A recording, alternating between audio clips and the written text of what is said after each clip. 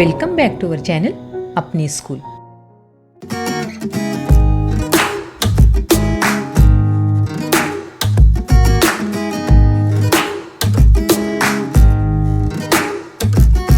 अगर आपको आज का वीडियो पसंद आए तो प्लीज वीडियो को लाइक, शेयर और चैनल को सब्सक्राइब जरूर करें और हाँ, बेल आइकन को ऑन करना ना भूलें ताकि हमारे आने वाली वीडियो की नोटिफिकेशन सबसे पहले आप तक पहुंचे। इयत्ता चौथी, चाचणी क्रमांक 1, एकूण गुण 5। प्रश्न पहिला, योग्य जोड्या लावा। या ठिकाणी वस्तूंची चित्रे दिलेली आहेत आणि ती मोजून त्याची योग्य अंकाशी जोडी लावायची आहे। पहिले चित्र आहे चेंडूचे। चेंडू किती आहेत? 5। त्याच्या समोर 5 शब्दामध्ये लिहिलेले आहेत। त्याची जोडी 5 या अंकाशी लावावी लागेल। दुसरे चित्र आहे बॅटरीचे। बॅटरी किती आहेत? 6। 6 शब्दामध्ये असे लिहितात। त्याची जोडी 6 अंकाशी लावावी लागेल। पुढचे चित्र आहे पेनचे। पेन किती आहेत? 7। 7 शब्दामध्ये असे लिहितात। त्याची जोडी 7 अंकाशी लावावी लागेल। पुढचे चित्र आहेत ताऱ्यांचे।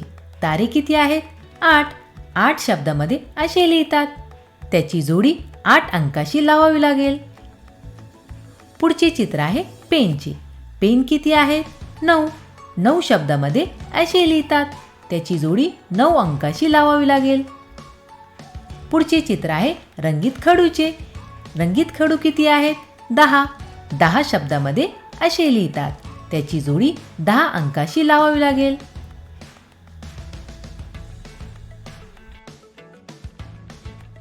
प्रश्न क्रमांक 2, पुढील वारांची यादी पूर्ण करा। आठवड्यांचे वार किती असतात? 7। या ठिकाणी 2 वारांची नावे आपल्याला लिहायची आहेत।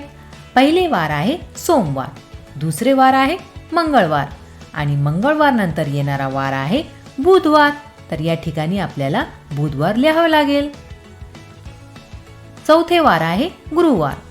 गुरुवार नंतर येणारा वार आहे शुक्रवार आणि शुक्रवार नंतर येणारा वार आहे शनिवार। या ठिकाणी आपल्याला शनिवार लिहावा लागेल। शनिवार नंतर येणारा वार आहे रविवार। इयत्ता 5वी, चाचणी क्रमांक 1, गुण 5। प्रश्न पहिला, गटात न बसणारी आकृती ओळखा, त्यावर खूण करा।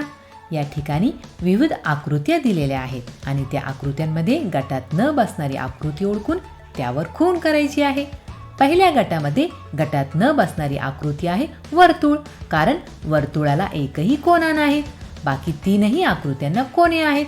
त्रिकोणाला 3 कोने आहेत, चौकोनाला 4 कोने आहेत आणि पंचकोनाला 5 कोने आहेत, परंतु वर्तुळाला एकही कोना नसतो।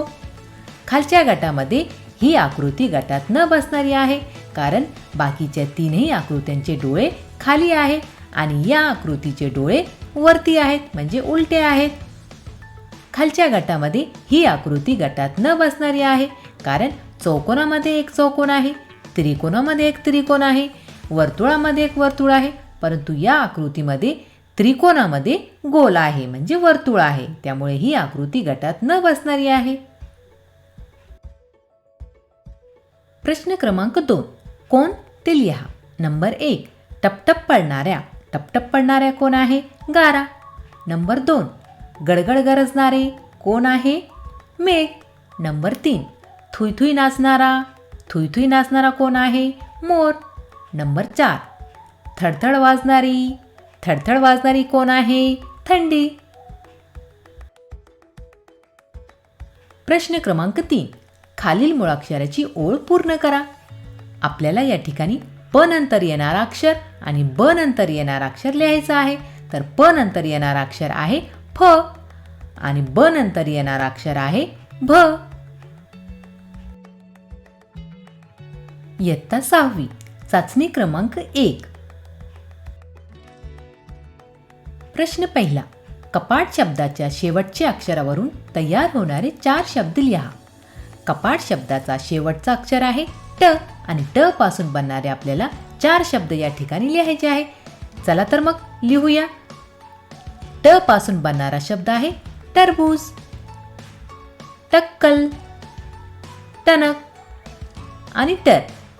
या व्यतिरिक्तही आपण इतर शब्दही लिहू शकता.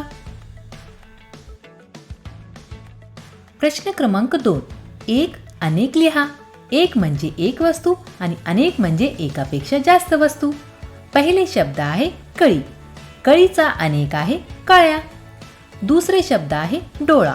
डोळाचा अनेक आहे डोळे. तिसरे शब्द आहे शिंग. शिंगचा अनेक आहे शिंगे. आणि चौथा शब्द आहे रंग. रंगचा अनेक आहे रंग.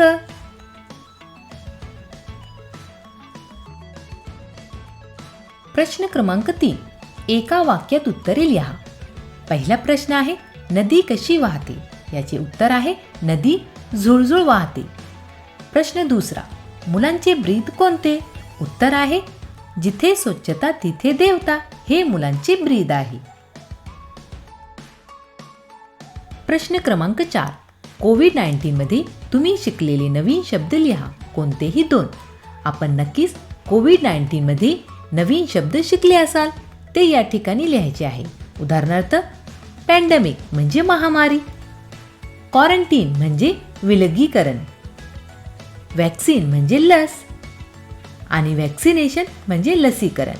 या व्यतिरिक्तही आपण जे नवीन शब्द शिकलेले असाल ते या ठिकाणी आपण लिहू शकता.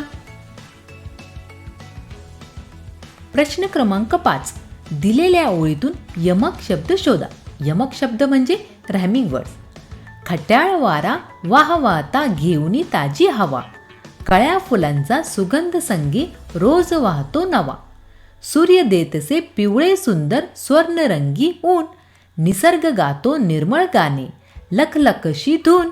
या ठिकाणी हवा आणि नवा हे यमक शब्द आहे. हवा नवा. ऊन आणि धून हे देखील यमक शब्द आहे. ऊन धून.